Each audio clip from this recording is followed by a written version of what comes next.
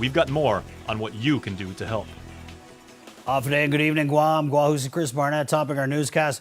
Congressman Michael Nicholas arrives to deliver his marathon 2-hour congressional address and then quickly jumps on a plane back to D.C. where he claims his war claims bill could be in jeopardy. Sabrina Salas-Matanani reports on the latest with the ongoing battle between H.R. 1365 and local war claims bill, now Public Law 3561. With the governor signing Bill 181 into law, how confident are you at this point that H.R. 1365 will be signed into law? The Congress is still in recess, so when we get back, we're going to find out. Well, that was quick. That was Congressman Michael Nicholas minutes after he delivered his first congressional address 48 hours ago. Today, he says he's on his way back to the nation's capital to salvage H.R. 1365. According to a press release obtained by KUAM, the congressman states he's received word that an objection has been raised with his bill. Quote, less than a week after passing the local war claims bill, previous unanimous support in the Senate for H.R. 1365 is now at risk. The congressman is urging the legislature and the governor to immediately reconsider their actions on Bill 181. Well, you had called it a sham, am I correct? Well, right now, there is not even an MOU of Treasury. I mean, we outlined all the work that we've done. Letters from Treasury, letters from Interior, all the committees. So, without seeing anything coming from the administration side, all we have is a bill that's been signed with absolutely no federal backing to it. The press release sent to other media, except KUAM, did not specify who raised an objection to H.R. 1365. In response, however, to the congressman's press release, Speaker Tina Munoz-Barnes said the only member of Congress to complain about Bill 181 is Nicholas.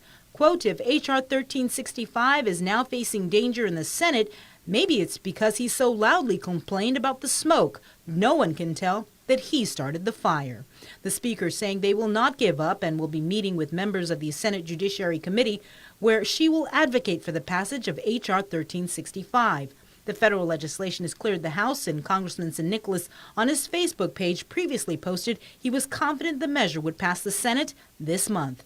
Meanwhile, Adelup did not have a comment on the delegate's press release, however indicated the MOU with Treasury should be finalized this week, with the first local war claims payout check to be cut by the end of the month. In other news, is it finally time for a part-time legislature? Yet another bill has been proposed to scale back the lawmaking body, just like a majority of states have successfully done. Nestor Lecanto reports.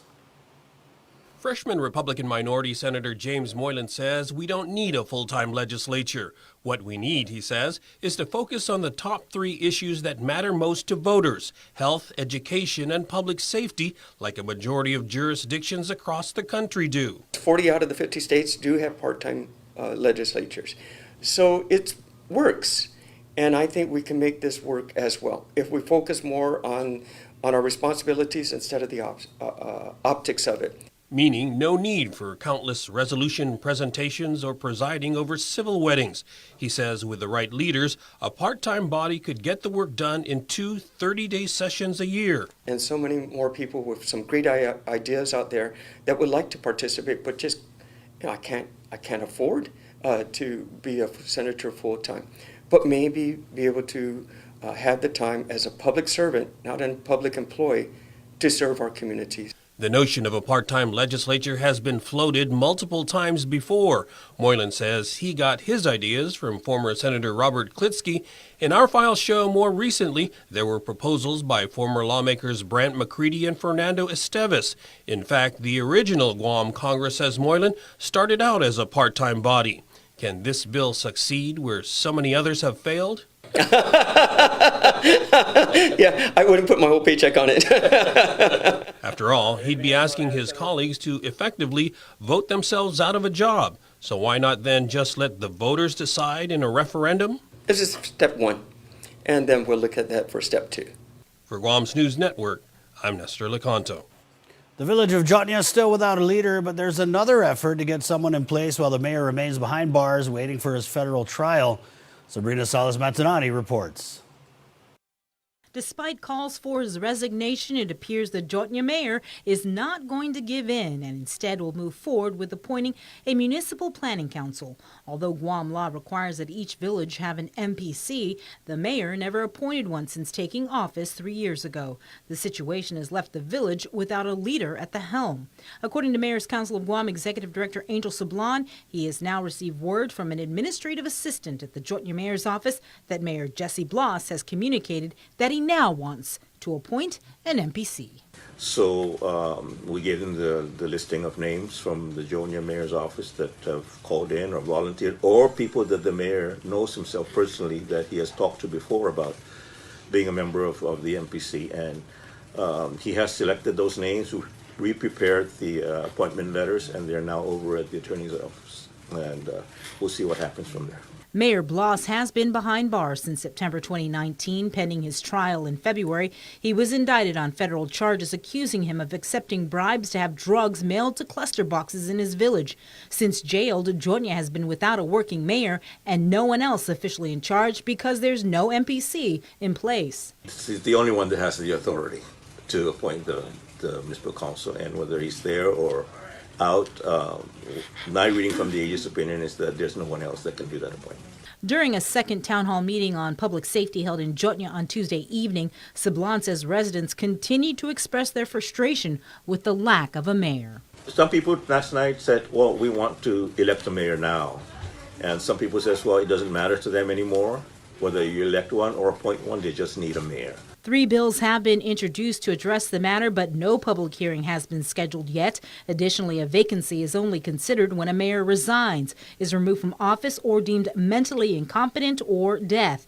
And a special election can't be held to fill the vacancy unless it occurs on or before 240 days before a general election, or in this case, March 3rd. What would happen is that whatever comes out of the mayor's case, of course, if he's acquitted, he'll have an MPC in place. If he's convicted, then that's where the MPC comes in and selects 3 or 4 names that they submit to the governor, and the governor can select there to appoint an acting mayor for Jotnya. Mayor Bloss has pleaded not guilty to the charges against him. His trial is set for February 4th. Reporting for Guam's News Network, I'm Sabrina Salas, Matsanani. In District Court, Richard Gapasan pleads not guilty and waives the reading of his indictment. During his arraignment hearing, Gapasan's attorney, Brianna Kotke, told the court they reserve detention matters and are working on securing a third-party custodian at this time. Gapasan was arrested last month during a drug bust outside the Guam main facility in Barragata, where he faces charges for attempted possession of about 3 pounds of methamphetamine. Judge Joaquin Manabusan set trial for March 17th. In other news, John Boom Antonia motions for the court to order the government to disclose the identity of his informants in his federal case.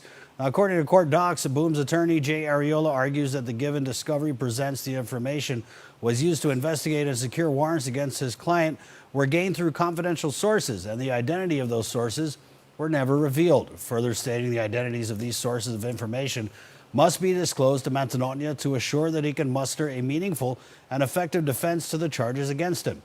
Boom is charged with 3 counts of obstructing justice by endeavoring to influence a juror and conspiracy to distribute 50 grams or more of ice. Ariola argues that at least 3 confidential informants were used, and in reviewing the material, they allege his client protected individuals that were distributing meth and that Boom received money in exchange for their protection.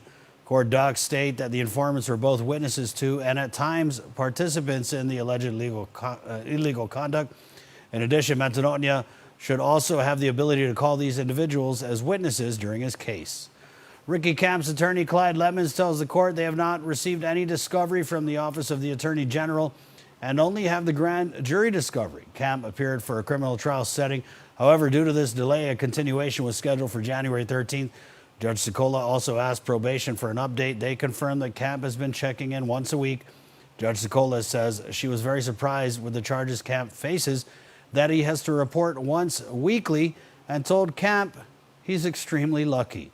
Camp was indicted for importation of a Schedule II controlled substance as a first-degree felony, possession of a Schedule II controlled substance with intent to deliver as a first-degree felony, and possession of a Schedule II controlled substance as a third-degree felony. A change of plea hearing has been continued for Brian Cruz as he was unable to make a court appearance due to illness. Cruz's attorney, Douglas Moylan, was present for the hearing in Judge Vern Perez's courtroom. Cruz is expected to plead guilty to family violence and felony on felony release charges. He was arrested 2 years ago for kidnapping and brutally beating a woman known to him. A continuation was scheduled for January 21st. He didn't have gas in the tank, but allegedly had drugs in the car. On Tuesday afternoon, police arrested 29-year-old John Charles Pablo Sahagun and 24-year-old Jessica Indalecio Smith, according to court docs. Sahagun was seen removing a gas can from the trunk of a car along the roadside. He told police he ran out of gas and called a friend for help. Inside the car was Smith with a baby. When police searched the vehicle inside, they found drugs and drug paraphernalia. Both faced drug charges. In other news, a family is homeless after their house burns down and they need your help. Here's more. It was Monday night when this house on Chalanacuti Street in Dedido caught fire. According to the Guam Fire Department, it was after 10:30. 2 fire trucks responded to the blaze. When units arrived, the house fully engulfed in flames. It was a 2-bedroom, semi-concrete home with a family of 7, 5 children and 2 adults, and totally engulfed and totally destroyed. The American Red Cross put the family up in an emergency shelter, and Dedido Mayor Melissa Savar says she's working with the Guam Housing Corporation to get the family housed for the next few months. The immediate needs of the families is the concern of our concern. They were able to get some vouchers for clothing through American Red Cross. The community is coming together to provide basic essentials for bedding and clothing and stuff. Savar says donations are needed for the children in the family. Since the family lost everything, anything you can give would be appreciated. The children are a 4-month-old baby, a 3-year-old girl, a 5-year-old girl, and 2 boys, ages 6 and 7. Not a good way to start the year, but speaking with the families, all members of the family as well as the landlord, is that we're still thankful that nobody was hurt. Donations can be dropped off at the Dedido Mayor's office. Stick around for more news here on Primetime. We'll be right back. Get up-to-the-minute news, plus access to alerts, streaming radio, promotions, and more on your mobile device by downloading the KUAM News mobile app, available at the App Store now.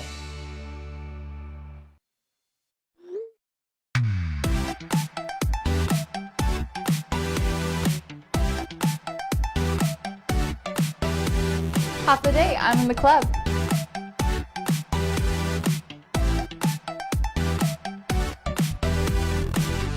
Half a day, welcome to Two Lovers Point. Half a day, I'm in the club.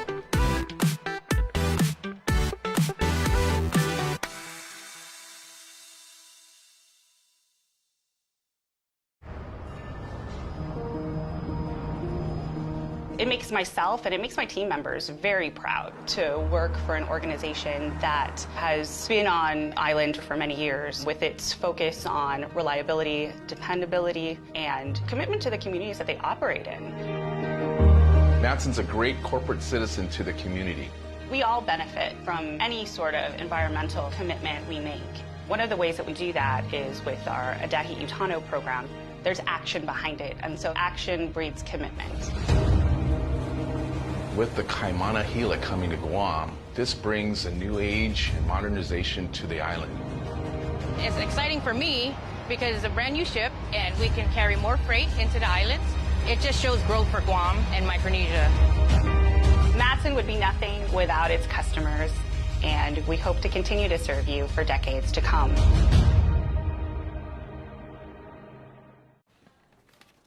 Oh, yeah.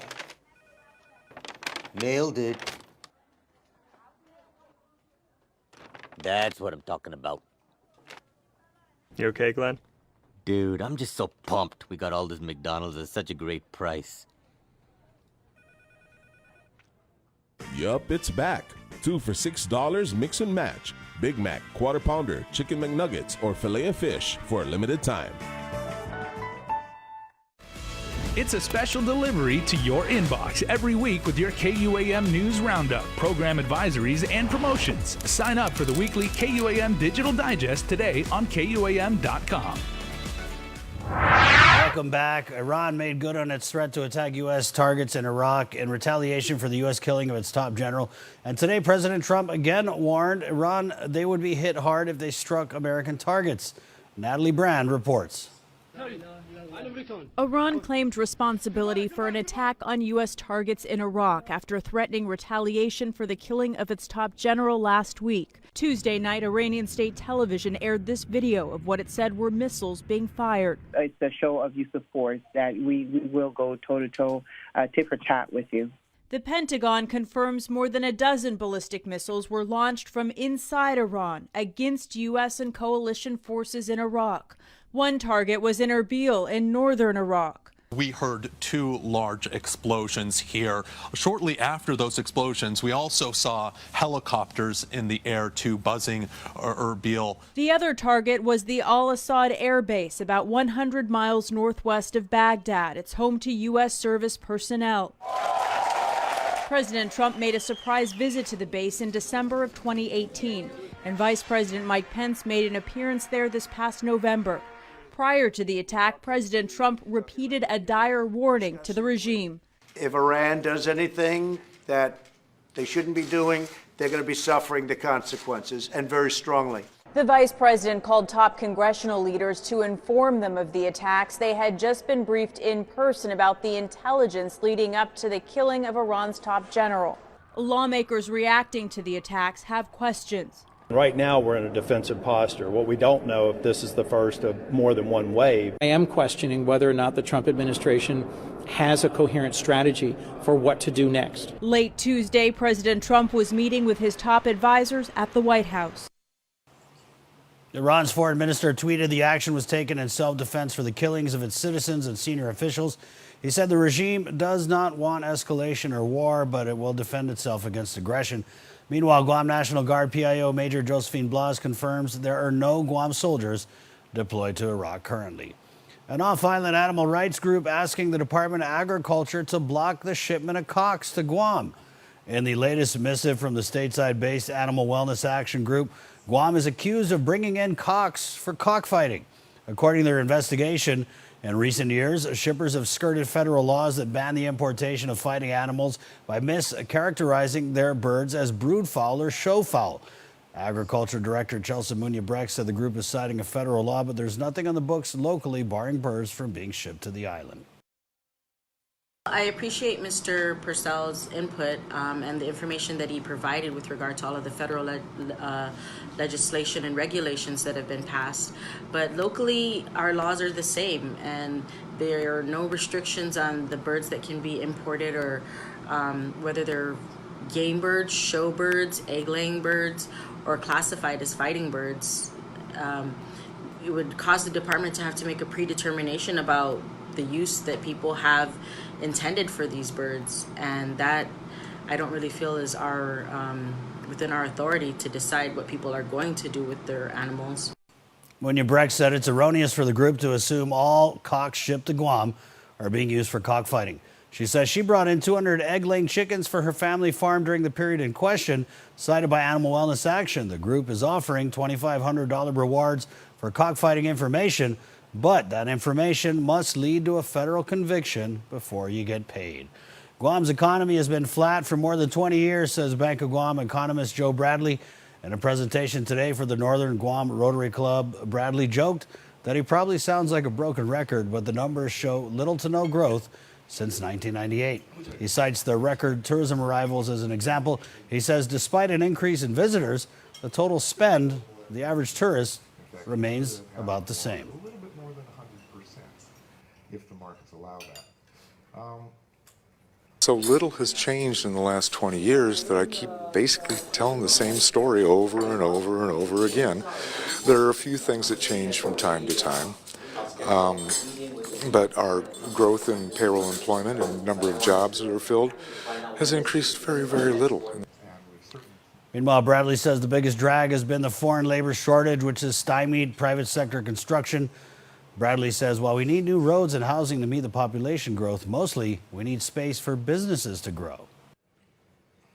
And that's where it really hits us hardest, because new commercial buildings Sure, they create jobs during the construction phase, but when the building is done and open, it creates a lot of permanent jobs for the businesses that operate from those buildings. We're not building the buildings, so we're not creating the jobs. He says USCIS's hard line on H-2B visa approvals has hurt local projects. A special congressional waiver that allows the military to bring in thousands of skilled foreign labor for build-up related projects has made recruitment of workers for outside the fence construction very difficult. With regional headlines, here's KSPN 2 News. Hafa-Day Guam, here are the headlines for CNMI. Judge Teresa Kim Tenorio found there to be enough evidence on 32-year-old Theodore Panos to move forward. 2 officials from the Department of Public Safety were called to the stand today. A female cop that questioned witnesses at the scene of the crime and a male detective. Panos was arrested in December of 2019. On June 4th, 2019, officers from DPS were called to Cagman High School for a complaint of child abuse. 4 witnesses reported seeing Panos shouting at 3 children, one of which was a little girl where Panos allegedly pulled her hair and punched the backside of her body. Panos was also seen hitting one of the boys while taking the kids from the school. Officers later found out Panos is the stepfather of the children. But this isn't the first time Panos has been arrested on charges of assault and battery. Court records show in August of 2014, Panos was brought to Superior Court on charges of assault and battery, assault with a dangerous weapon, and disturbing the peace after choking a woman and holding a machete to her throat. Former Mayor of Tinian, Joey Patrick Singh Nicholas, has accepted the position as General Counsel for Imperial Pacific International. Currently, St. Nicholas tells KSPN he is working part-time. They're allowing me some time to wind up my practice. So as you can tell, I'm still coming to court on behalf of my private clients. St. Nicholas says his full-time position representing IPI starts in 3 months. That's when I'm outside of my private practice and devoted fully to the St. Nicholas is in the transition period and says he is getting all the information to get him up to date with any case involving IPI. I'm working with the legal department and we're going over all of the cases, all of the issues that the company is facing. So, of course, I'll be involved in all of that. The former attorney for IPI was Philip Tadingo, whose last day representing the company was December 13th, 2019. For more news, visit saipantv.com. For KSPN 2 News, I'm Ashley McDowell. In other news, it's a good idea to stay out of the water in the north and northeastern parts of Guam over the next few days, as the National Weather Service has issued several advisories. A high surf advisory in effect until Thursday afternoon. A high risk of rip currents is in effect not just for Guam, but all of the Marianas until Friday afternoon. And a small craft advisory is also in effect until Friday, 5 p.m. Sports is next. Keep it here.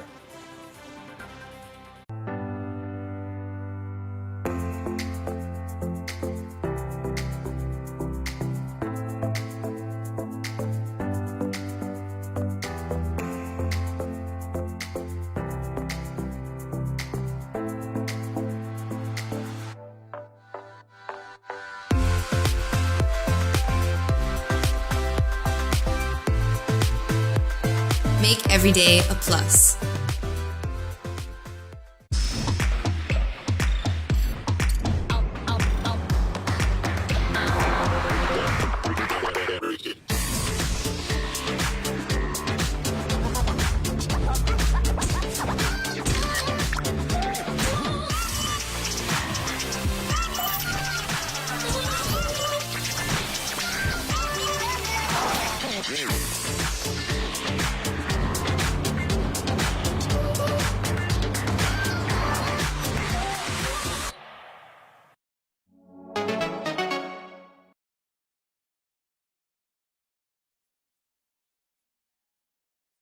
KUAM Sports is presented by Triple J.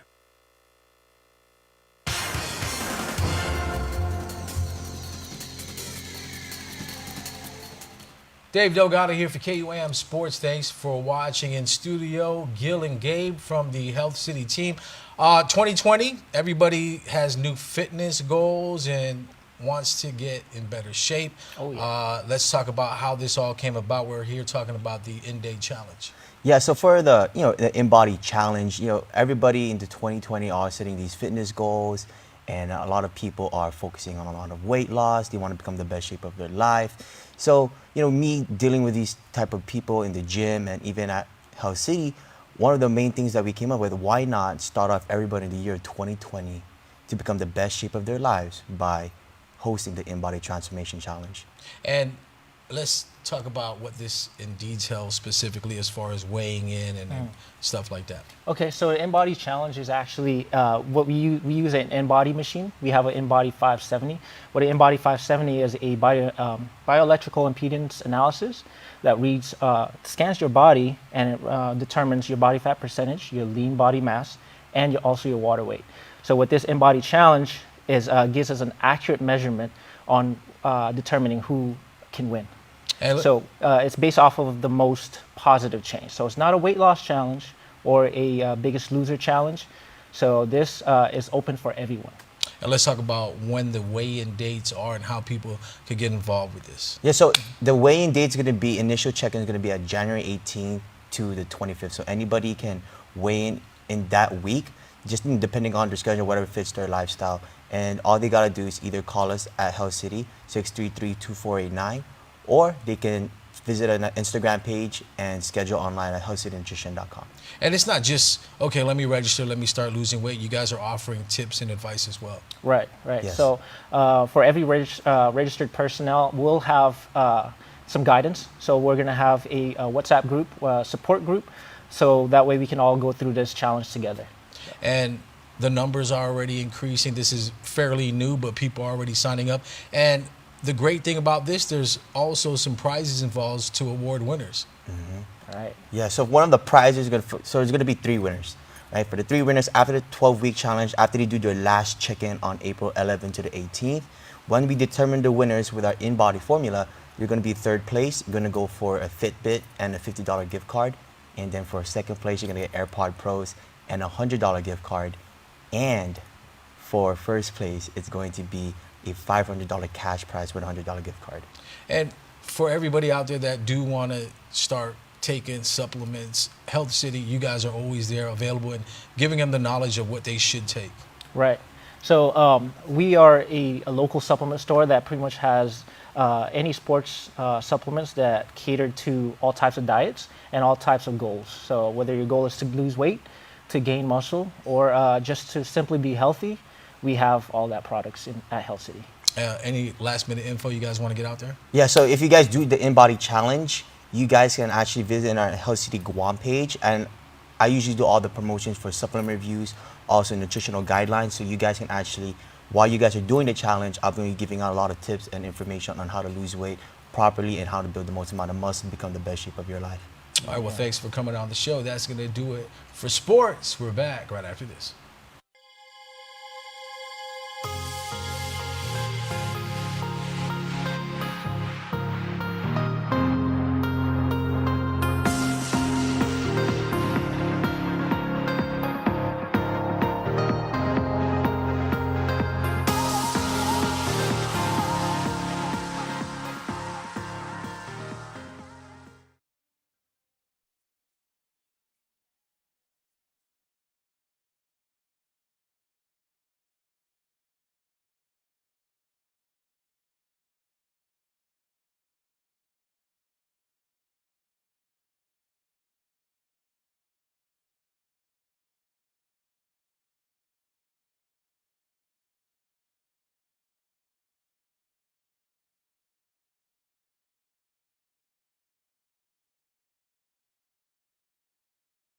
Adulting isn't so hard when you have a mobile plan that lets you live your best life now. With Docomo Pacific's Gen Z Club, pay as low as $50 a month when you bring your own phone. Get endless access to your favorite apps like Spotify, YouTube, Instagram, Facebook, Twitter, and more. Plus endless local talk, text, and 15 gigabytes of data for everything else. Everything you need to live your best life. Join the Gen Z Club today. Some conditions apply. Docomo Pacific, better together. Half day, my name is Jonathan Jose, and I am the co-owner of Opaque. Opaque is a local clothing streetwear brand inspired by our culture and our lifestyle. Our main mission is to be who we are, and it's more of like, this is our culture, take it or leave it, because this is who we are. We're not going to try to pretend to be anyone else. The Hafaday Pledge is like the essence of Guam culture. The people of Guam are just naturally hospitable, so it's just more of like a reminder, a reinforcement, to the youth of Guam. It's like, this is who we are. Don't forget your roots. We're a giving people and a welcoming people. Having that local pride is, definitely a Guam thing. I mean, in a world of 7 billion, like, we're pretty unique. To share that with the world is even more special. To be able to share your experiences and share your pride, with the rest of the world.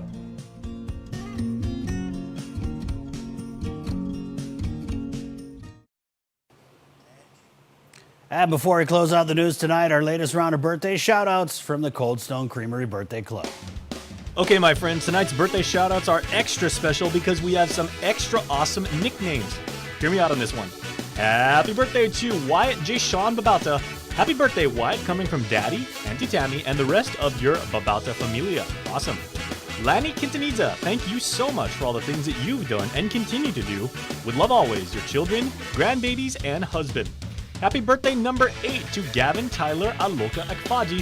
Happy birthday to our Gavinator. We love you so much from Mommy, Daddy, brothers, and big sissies.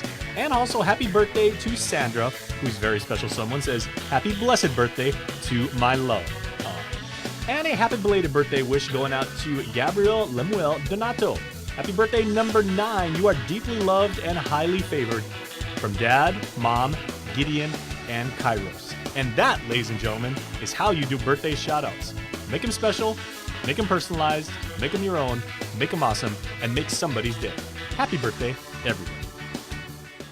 Remember, you can be a part of the Cold Stone Creamery Birthday Club by registering online at KUAM.com, but please make sure to include with your photo your name and birth date. Well, that's it.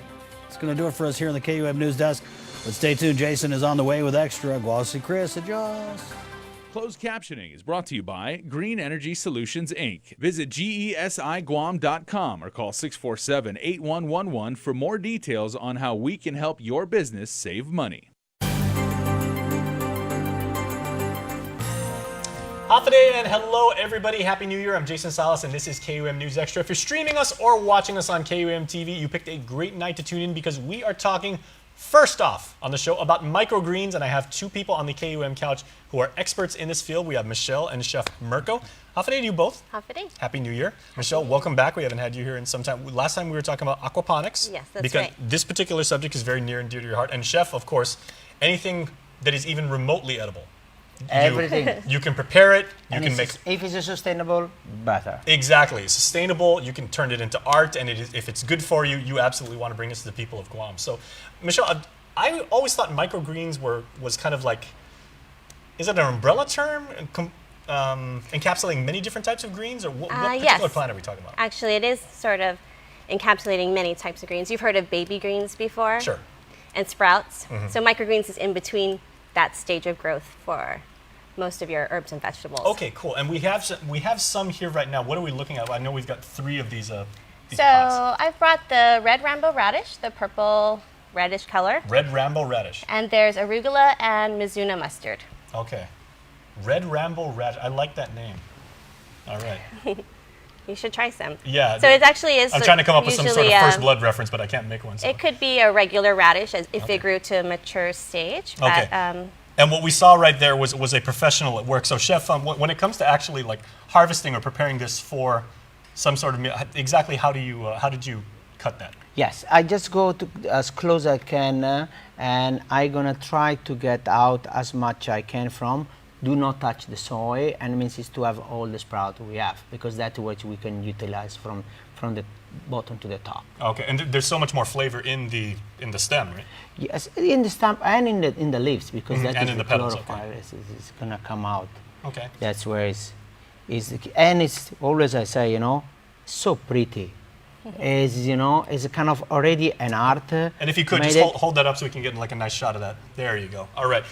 You only got a couple there, Chef. But if you were gonna plate, like a really nice dish, would you use this as a garnish, or would you use this to add some sort of flavor profile to say, like, if it was, how would you pair this? With Yes. steak or with pasta? I would say I will not make only this as a salad because it's not getting enough. But it can be at top of something else, like you say, on the side of the steak is the garnish on there, which you're gonna have the steak as the main ingredient when you eat it, and the microgreen, which is giving you the flavor, the spice, and the freshness of the steak. And I know for those of you who are watching us in HD right now, the color, Michelle, is like really jumps out at you because you know you've got again the red Rambo and these colors and everything. The greens and the purples, it looks very, very vibrant. It's very aesthetically pleasing, It and I is. think that's one of the selling points for microgreens as well. Not just that they're very flavorful and also nutrient dense, but you know they're very nice as garnishes. Okay, so when it comes to the health benefits and everything like that, what about this can nourish the body, and where does this benefit us? So some studies have shown that some microgreens, they haven't done full studies on all of them, but for example, broccoli, you know, microgreens can be 40 times or more nutrient than its mature size. So. So the baby greens can be a lot healthier too. And if you could hold that up right there, Michelle, since the camera's on you, we'll just get a nice shot of that. Look at that. This is the arugula. And Chef has basically just plated, although you know it's on a piece of paper. You know, he's plated those. Very nice. Arugula, of course, has many uses and many different types of dishes. You can smell it already too. I wish we had smell-o-vision, everybody out there, but you know, trust me, this is really good. Yeah. Okay. And obviously, with only a few pieces of this, you can not only aesthetically accentuate a dish, but you know, like you can really add to its nutritional value. Yes, you could. You don't need to use like a whole, but like Chef was saying, you can't make a salad out of this, but you don't really need that much. You don't need that much, but I just at home I do put a lot just because I grow so much at home. So there you go. If some is good, and more it's is easier better. than going to the store for me personally. But you guys, sustainability is why we're here talking today and everything like that. So, Michelle, could you tell, because your passion is sustainability, you want to do things that are good for the environment, for the island, at a macro level for the planet and everything like that. What makes this type of growing so good? So the thing about growing microgreens, and our organization doesn't just focus on microgreens, we do a lot of things that deal with growing and harvesting your own food at home. But microgreens in particular are very easy to grow. They take about 7 to 10 days to harvest. So for a lot of the beginner growers out there, microgreens is a good place to start for them because they might think, oh, I don't have a green thumb, I can't grow my own food. That's well, we've proven through our workshops that even if you've never grown anything before, you could be successful with the microgreens. So even for, let's just say, the very scientific, very technical term, moron like me, right? I could actually get this right because I've been known to screw up ice cubes in toast.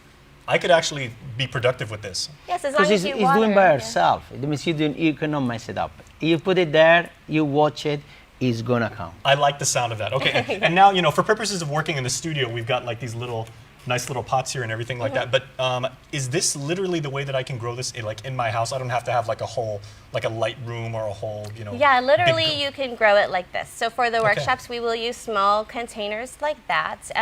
But we use recyclable containers that we have gotten from Kadu. So the restaurant Kadu, we kind of have a relationship with them where they encourage their customers to bring back their plastic containers. They clean them, they give them to us, and then we use those to show people that you can use any container around your house to turn it into a planter as so that's well. with Chef Lenny, right? That's right. A shout out to Chef Lenny. Good job, man. We appreciate it. Okay, yeah, so in about a week and a half, you can actually have fully harvestable microgreens. Yep, and it doesn't take a lot. You can grow it right by your window. You can grow it on shelves vertically. So even if you have a very small apartment, I've seen people growing it in their laundry room before. So that's kind of one of the reasons we do start with this as well. It's very easy in small spaces. Okay, Chef, in your own work as a professional culinary artist and everything, how have you used microgreens? I really like it. The first key is sustainable, and the first you growing by yourself. This is very nice. It's very intensive flavor, more than when it's fully growing, and is an art already to work. You combine a different color and different shape, and you can put it by yourself. You can bound it together. You can put on fish. You can put on meat. You can put it anywhere because they have their own little taste. I call it kind of a concentration of flavor because you have just the leaves, and when you get in it to start to bite in, you have that kind of input right away. And when you're cooking in a hotel environment where you're serving hundreds, if not thousands, of meals per day, Correct. that's very, very good. Yes, and this I really like it to say as more than 1,000 people is for the finish touch. Is for if you are at the home and you want to show off some friends is coming over, you say let me going to cut what I make it. You cut 2 leaves and you put on top of even the regular salad. You say this is different, and if you can taste the difference when you get to the regular salad or you're going to bite in of this kind of small leaves, you get to say wow, it tastes different. It is more concentrated, and it's the pretty of you did it. You start from zero and you have it in your house, or you have it at the restaurant and you can cut it and fresh to put in your salad. Very well. Okay, guys, I got to take us into commercial break, Chef. We know we can always find you at the Hyatt and your amazing work there, so thank you very much. Michelle, if anybody wants to find out more about this, how can they contact your organization? They can visit gusustainable.org and get more information, especially about the workshop. Actually, you can sign up by calling the Hyatt to sign up for that workshop, or 687-6713 and 687-6491. Okay, please reserve a space for me because I want to learn how I can actually make this work for me because I'm really excited about it. Thank you very much. Okay, thank you. And I'm excited to see you guys on the flip side of this break in a bit. Attention Guam business owners. Green Energy Solutions would like to help you save on your power bill. We supply various LED lighting, energy efficient air conditioners, solar thermal VRF systems, and solar panels. You can count on our product warranty and quick turnaround and immediate response service. GESI has saved other local businesses over 80% off their power. Call us to see how much we can save your business. Call us today at 647-8111 or visit gesiguam.com for more information. Guam's auto appearance specialist, Elegant Reflections, has been providing the automotive industry with professional detailing and car care products at its highest quality, from complete detailing, full interior detailing, exterior detailing, headlamp restoration, hand washing, seat and carpet shampoo, engine degreasing, undercarriage cleaning, paint sealant, fabric protection, paint oxidation removal, and so much more. Visit us at our new location. Call 646-5555 for an appointment. Elegant Reflections, Guam's auto appearance specialist, over 20 years of experience. Okay, welcome back to the show, everybody. Let me tell you how my day began. One of my producers handed me my assignments for the day, and they said, you're going to interview Pat Wolf. And I was like, that must mean there's really good things going on in the community, and a really good guy is going to present some stuff about how we can make our island the very best it can be. And my good friend Pat is here. Pat, happy holidays and happy New Year to you and your family. Thank you, Jace. That was the most wonderful short introduction I've ever had. Well, very, very deservedly so, and well earned. And one of the many hats you wear in our beautiful community right here is you are actually introducing the Catholic Men's Conference. Correct. Has it been a year already since we did that interview? Yeah, we do it. Wow. We started after the first couple. We started having them in January, and the idea is let's start the new year with the Lord. In terms of nice. Trying to grow in our faith or whatever. So we've been doing it in January for about the last 10 years. And we live in such trying times. The past couple of years, there's been progress, regress, evolution, devolution, depending on how you look at it and everything like that. But the role of men, I would say, has changed, has shifted and everything like that. But it all comes back to faith and what we believe in and the foundation of who we are as men. So how would you factor that into the conference, and how will it be? Well, I think it's accurate to say that every year there are issues of concern to men, and every year there's challenges of just walking in our faith and finding it meaningful and being consistent with it, and struggling with the challenges of doing the right thing, making correct choices. So those issues are always present with us. Sometimes they're packaged in different shapes each year. And so we try to change the subjects the topics, so that we draw men from a wide variety of backgrounds. Is there a central theme to this year's conference? The conference theme this year is getting our house in order. Which I think is interesting because, again, we live in very remarkable times, and the old model of the man is always the head of household, that's not always the same anymore. So that role is changing as well. Yeah, that whole thing of men head of the household is deceiving, because you know, there's these scriptural verses about men being the head, but at the same time, our obligation in Scripture is to love our wives, and that's quite a challenge. And the millennials would say these days, happy wife, happy life. Yeah, absolutely. and in so doing, we become very much in a servant role much of the time. That's true. But of course, one of the best ways that you can actually honor your Creator is to be a good husband, a good father, a good son, and a good steward of the faith. And the dignity of all work. It doesn't matter if you have a highfalutin job or you're cleaning, doing janitorial work. It's all dignified if you do it with the right attitude. So there are many people that have been Catholic their entire lives. There are other people that have embraced religion probably very, very recently and everything. Yeah. Can they attend this conference as well? Absolutely. And what age range are we talking about when we talk about men? All those types, and also all the people who may have slid away from the church because they got discouraged for one reason or another. That's a good point. They're all welcome. And there's no special qualification. So basically, we're saying high school age all the way up through Manamco. Okay, because I know a lot of people would say men, they're like, okay, well, I got to be at least 18, but even if you're in high school. Yeah, we've already gotten feedback that we're going to have a good turnout of students from both Father Duenas and from Notre Dame, but we're hoping that the Catholic students in the public schools will come as well. Now, anybody here, I mean, so many people have heard His Excellency Archbishop Michael Burns speak. We've heard him do homilies and everything like that. I understand he may be giving a keynote address at your.